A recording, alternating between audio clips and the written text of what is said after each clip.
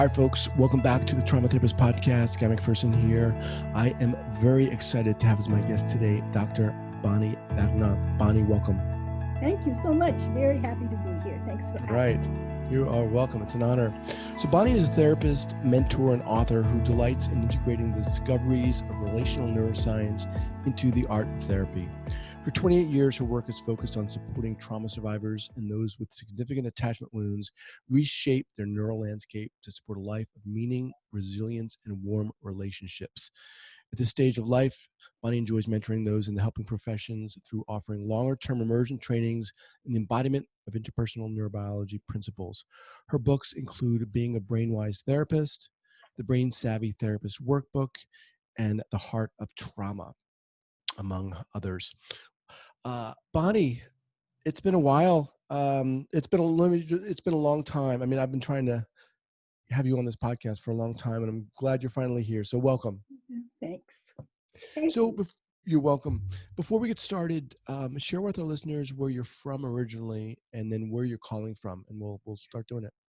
Yeah, I was born and raised in Southern California and lived there my whole life until I was 65, and then have had the wonderful experience of moving into the Pacific Northwest. And now I split my time between Vancouver, Washington, and Port Townsend, Washington.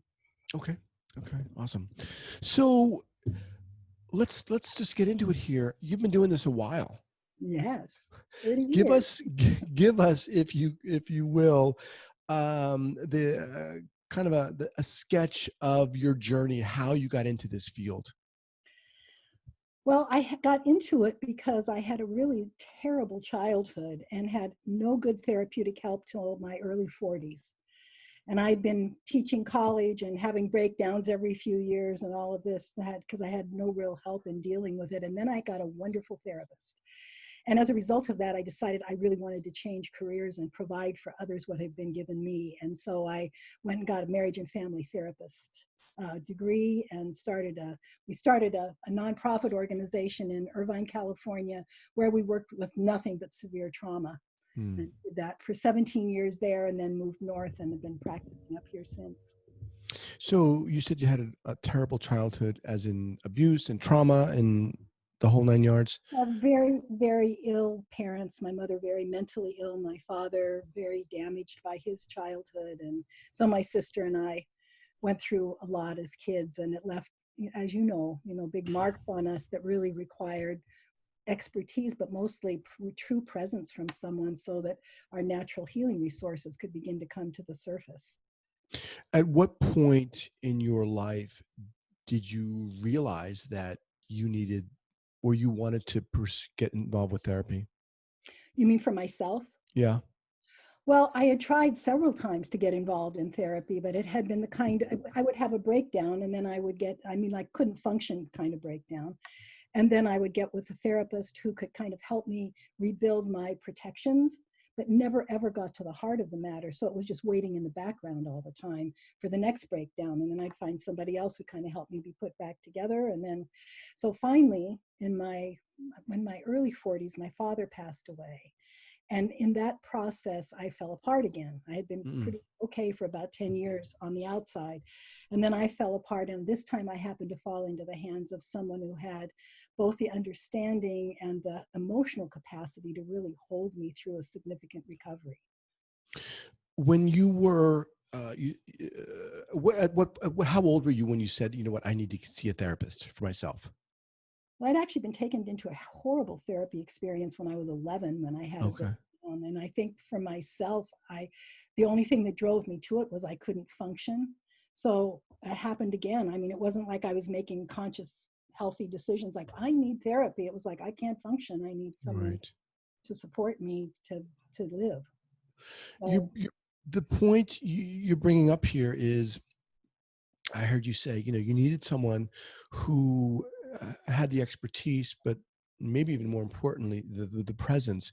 Talk about that because therein lies what this podcast is about.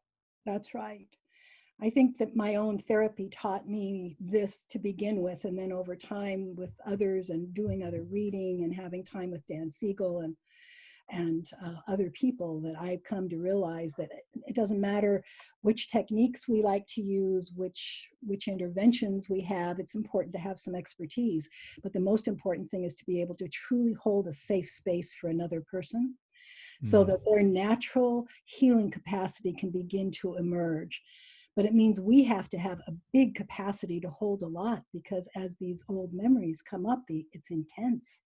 And we have to be able to stay in a regulated state. We have to be able to provide this safety for the person to begin to really explore in a deep enough way. And we have to provide for them what it was that they didn't have as a child that they needed at the moment that these traumas occurred. When you first encountered such a therapist, what was it like for you? What changed for you? What was that like? Well, again, I was in the midst of a breakdown, so I kind of anticipated here'd be somebody else that would sort of put me together. But as soon as I was with him, I began to realize that something was stirring deeper inside of me that scared me, frankly, because it felt so powerful. And there was so much terror that began to well up in my body. But what I found was that when that would happen, I felt his presence even more, because I was more available. I was in a much more vulnerable state, and I would feel literally his energies and his care holding me and letting me go deeper and deeper into these wounds, and him providing the kind of steadiness and depth that I never had anywhere before with therapists, certainly never in my home.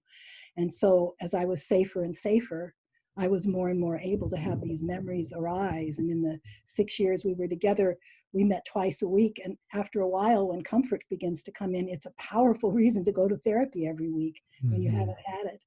But it was his presence that allowed that opening to happen. I wasn't anticipating it would be like that because of all my other experiences.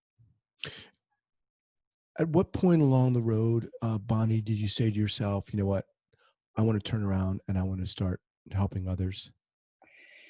Probably about a year into my own therapy, I was beginning to think about that. And at 3 years in, I went back to school to get my master's in marriage and family therapy, and specifically to a school that offered depth work and this kind of thing, in a school that my therapist had recommended to me, because they did offer that kind of work. And I knew that was all I really wanted to do. Hmm. So it was When about you, 2 years in. this topic of presence and authenticity, we use these words and I think they're easy to use, but when you get down to it, I mean, when you're sitting there with a bunch of clinicians, maybe they're newer clinicians, maybe they even have some experience and they want to listen to what you say, how do you talk to them about this? How do you say this is the way one goes about cultivating or developing this presence? Yeah, I think that there's two parts to it. One is, again, just what we said earlier, there's some importance of some real understanding about what creates safe presence. And this is where the neurobiology comes in. This is where we can begin to understand what it is about our neurobiology that makes for safety and what doesn't create safety. And so I turn to Steve Porges's work. He says connection is a biological imperative, and then he opens out for us how our nervous system, being in different states, provides safety or lack of safety. So I think we have to understand that to begin with. And then I think what's most important is that while I'm speaking, I'm in a safe state so they can feel it, Mhm. so that they feel the resonance with that. Because what we know is then when we're with somebody whose system is having what Porges calls a neuroception of safety, which means it's kind of deep down embodied safety, but when we're in that state, it's an invitation to anybody who's around us to also enter a safe state. They may or may not be able to do it, but we become a safe landing strip. So the essence of that safe space is that we are feeling safe ourselves, and then we open a space that is without a judgment as much as possible, and without our own agenda as much as possible, and is instead open to who this person is in front of us in this particular moment and relating to them. Mm. And being able to create that safe space and be present in that moment requires what? The therapist To be healthy doing, themselves, say that again? the therapist to be really attending to their own mental health and having their own support. regularly. Mm-hmm. Because we build up a lot. Just, I mean, just the world today, it has trauma to it, just being alive in this world today. And then we have volunteered to co-suffer with our clients. That's what we do in this work. We volunteer to co-suffer with them. And because our resonant circuitry is so powerful, we're going to be taking on to some degree what comes to us. And if we don't have backup of somebody who listens to us and cares for us, it's not good for us. It's very important that we also be being held. It's also important that the person who's holding us has their own holding. You know, these layers of interpersonal care. We hear about self-care, and that's fine, but that's not the essence of who we are as human beings. We are interpersonal beings, and we keep our health by being able to relate to people, by people being safe for us as we're being safe for our clients. And it's rare. It's so rare when I go out and talk with people. I'll say, who's got your back? And I'd say at least 80% of people go, nobody. Wow. And that's so sad. And it's also harmful. That's a really interesting point. So you're saying, yes, self-care is good, but that's not who we are. We are beings who operate and thrive in relationship. So we need that as much as I need to take a bath and all that other good stuff too. Yeah, That's more than part actually, more more than than the bath and the. right. Man.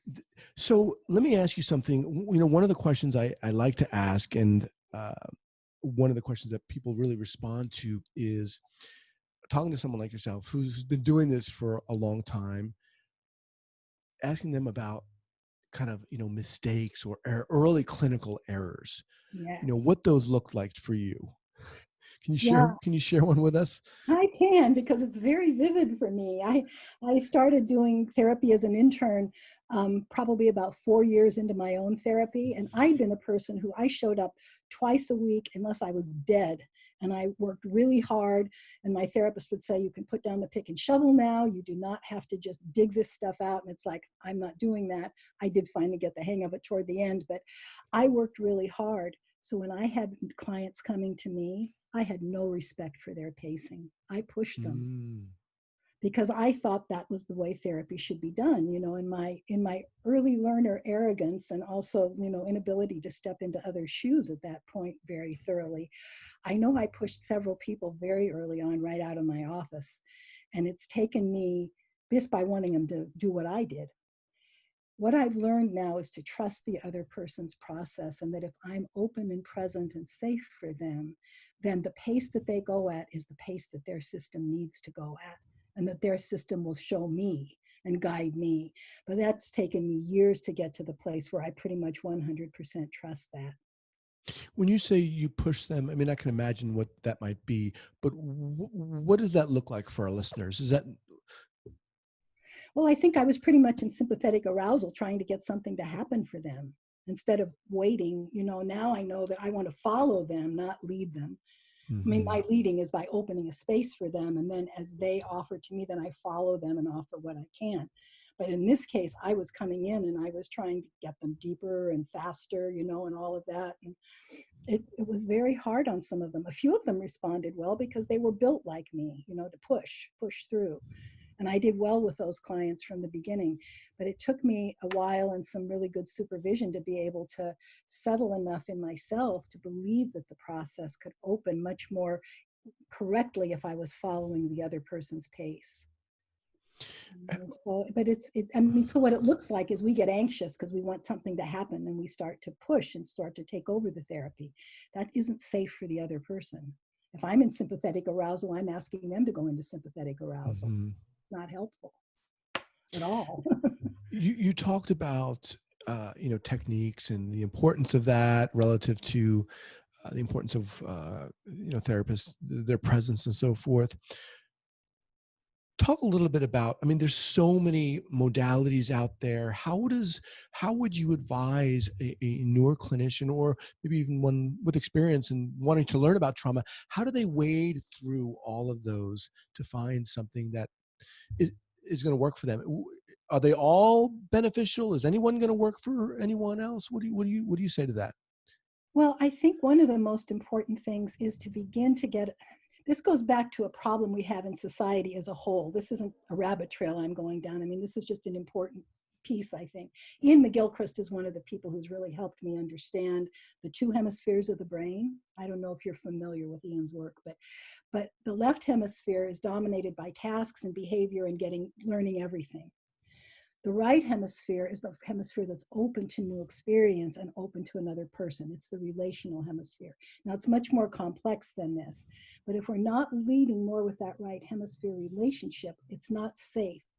But the left hemisphere is dominant in our society. So we think we have to learn all the techniques. We don't. It's not helpful. It's like having a toolkit without having any idea what it is you're doing with it. Mm-hmm. You pull something out and maybe it works. What's helpful is to find 1, 2, 3 things that really resonate with you as a clinician.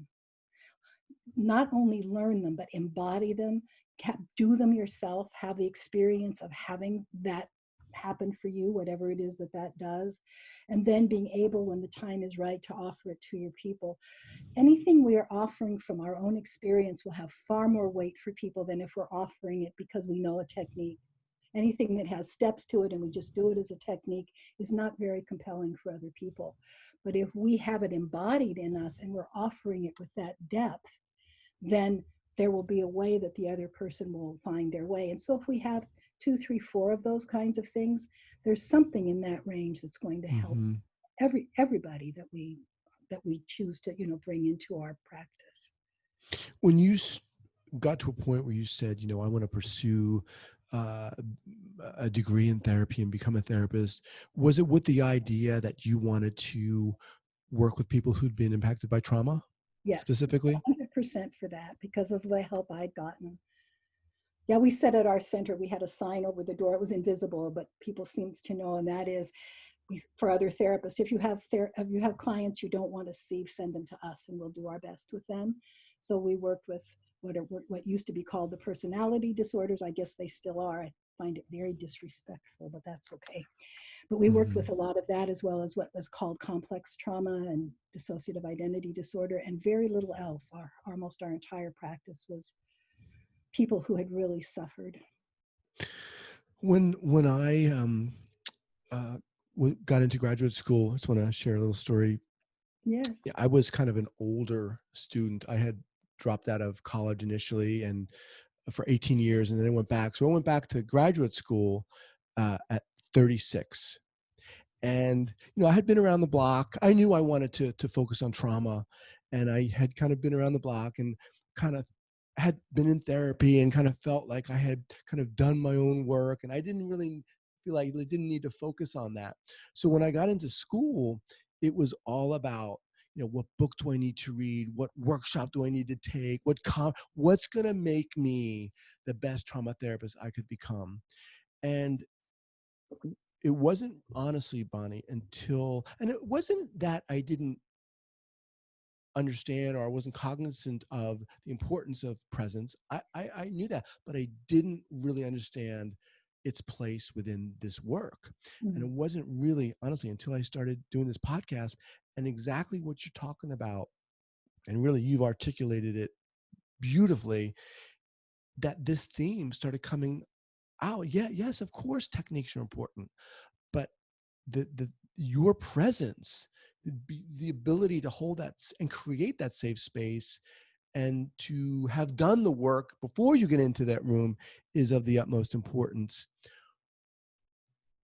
To me, Bonnie, that statement is so crucial, and I think it doesn't always land easily for people, because I think it means, wait a minute, you're asking, I want to help people, but you're asking me, I gotta do this own stuff Ongoingly too. ongoingly, and that's not easy.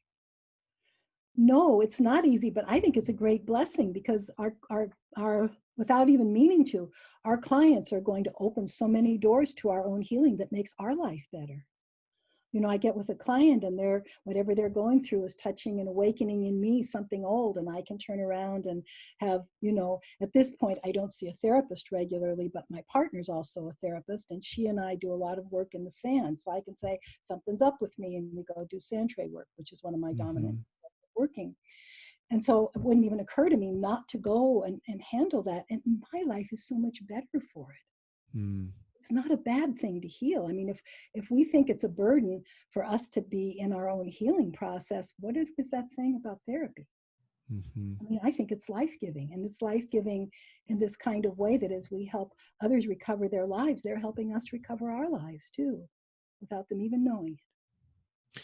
You know, you talked about being able to create a safe space, and talk more about that. What is it? Does this presence that we're talking about here, does this just simply come as a result of therapists, attending to their own healing? Well, it's really helpful if you have a therapist in your own healing that's also creating the safe space so that you have the feel of it. But the biggest part of it is working on becoming with fewer judgments about people and with greater trust that that person in front of you has everything they need to heal if you can make the space big enough and follow them well. It's Mm. developing that trust over years and years and years. It deepens, to trust that there is within that person all these dynamic, healthy impulses that have been squashed by the trauma, but that will come to life as the trauma is relieved. And that our systems, I mean, I can't go into it here because we don't have the time, but we could literally go through all the systems in our body that are set up to aim toward healing once the support arrives. Mm. I mean, it's just remarkable. But this idea of judgments, I mean, we're supposed to have to assess, we have to make treatment plans, we're supposed to use evidence-based practice. All that's left hemisphere, non-relational stuff.